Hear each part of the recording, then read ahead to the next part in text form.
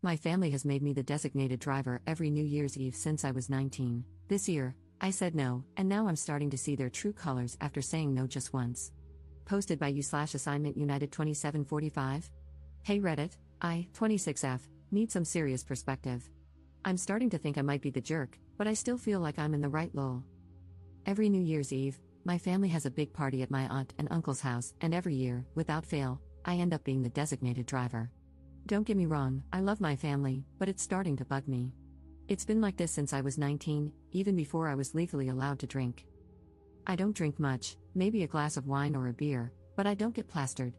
I'm fine with driving people home if they need it, but for the past few years, everyone expects me not to drink so I can drive them back. Every year, it's the same. Oh, can you drive? You're not drinking anyway. I always say yes because I don't want to let anyone down. Fast forward to this year's New Year's Eve. I told my family ahead of time I wasn't going to be the designated driver anymore. I just wanted to enjoy the night, have a couple of drinks, and not be responsible for getting everyone home. I even told my cousin, who usually gets really sloshed, that I wasn't driving this year, and she was fine with it.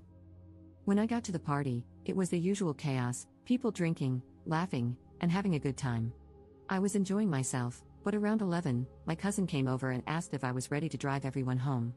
I reminded her I wasn't driving tonight, I was here to enjoy the party. She looked at me like I was crazy and said, "Come on, you always drive. Don't be a beach." Which, like, WTF? I tried to explain calmly that I wasn't being a beach, just that I wasn't going to be the chauffeur anymore. Then, my aunt overheard and pulled me aside. She lectured me, saying, "We all agreed last year you'd be driving. You know how much we rely on you. Everyone else is too tipsy, and Ubering is so unsafe. Just drive this one time, for the family." I felt a ton of pressure but refused. I told her I'm not their chauffeur and wasn't going to do it again just because no one else could figure out their own ride. My aunt got upset, saying I was being selfish and that we're family. She said I'm the only one who doesn't get too drunk, so it makes sense for me to help out. I told her I had already had 3 beers, so I wasn't even legally supposed to drive myself. That's when I snapped. I told them it's not my job to be their designated driver every year just because I'm the only one who doesn't get blackout drunk. They needed to figure out their own rides this time. Then I got up and left. I felt bad walking out, but I didn't want to be a doormat anymore. I spent the rest of New Year's Eve at home, watching Netflix and eating leftover pasta with my boyfriend. My family texted me, calling me dramatic and selfish, saying I ruined the night. They said I was being super sensitive and that everyone was disappointed in me. Everyone's demanding an apology out of me now. And by the way, I got home perfectly safe by Uber. But anyway, Reddit, am I the jerk here? Relevant comments. Commenter. You are not the jerk. Your family is gross. But why didn't your boyfriend spend New Year's Eve with you? Ops response. He's a nurse and had a shift that overlapped with the party. He could have potentially come, but he was exhausted and wanted to go straight home to take a shower while he waited for me to get back. Another reason I didn't want to be the designated driver was that I didn't want to stay out too late because I wanted to see my boyfriend. Commenter 2. Well, I agree wholeheartedly with the Redditor who said you should spend New Year's Eve someplace else. What your auntie did was incredibly entitled and disrespectful. Clearly, you did not agree to be the driver. She and your other drunk relatives decided that you would be the driver. If you're going to celebrate New Year's Eve with them in the future, you need to cut the cord and be absent for a few years so that they can figure out how to handle this without you and without treating you like their paid chauffeur. Ops response. I agree, but at the same time, I feel like this is tearing a hole between me and my family, and that's the last thing I want. My sister was on my side after hearing both sides of the story. She lives on the other side of the country and is pissed off on my behalf, lol. My parents, however, are embarrassed, and I feel bad about that. Commenter 3.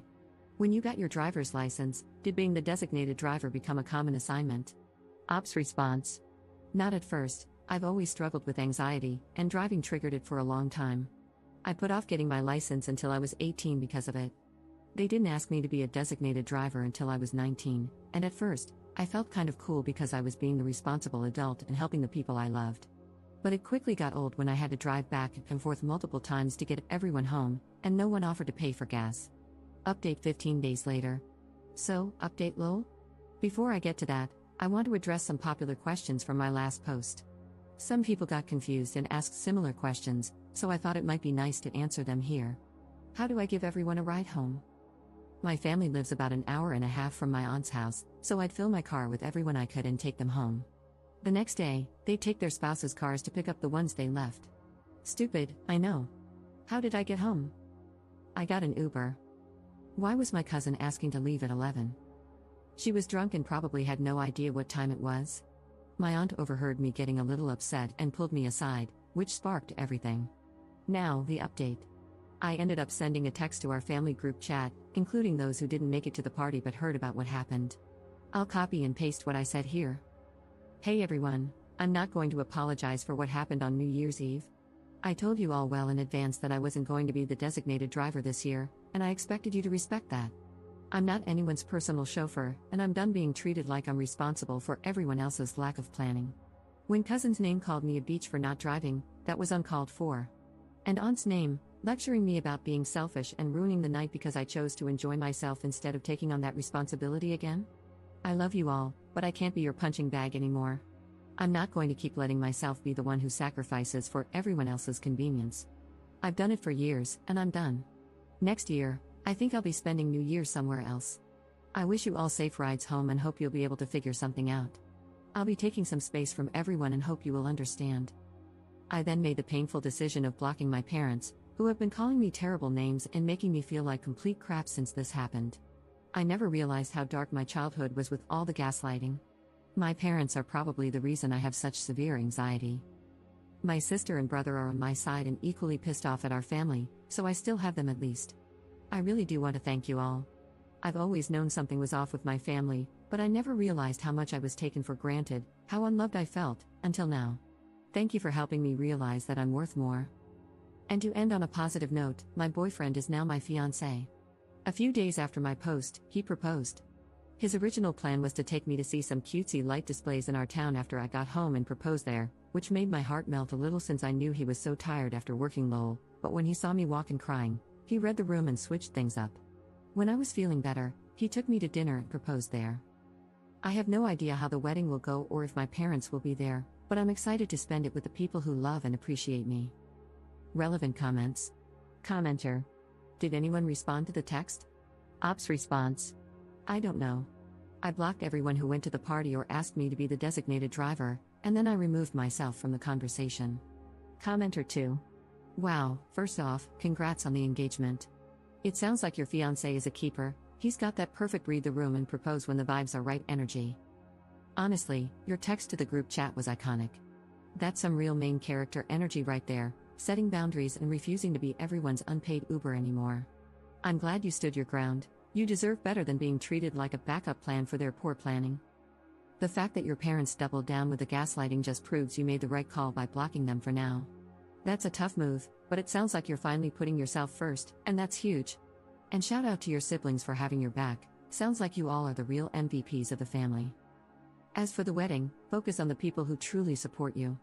You've already got your siblings and fiancé in your corner, and that's a solid squad. The rest can figure themselves out. You're starting this new chapter surrounded by love, and honestly, that's all that matters. Ops response. He's the best, he's always had my back with my family. He wanted to come with me to the party to support me because he thought they might act up, but I knew he'd be tired after working, so I told him not to worry about it. He also helped me write this post and has been reading all of your comments, lol, and he says hi. Commenter 3. Congratulations on everything. Please let your parents know that they are uninvited to your wedding until further notice. You don't want to hear from them because their behavior was atrocious, and you will no longer tolerate any disrespect. Ops response. They don't even know we're engaged. I posted it on my Instagram, but they no longer have access to that or my number.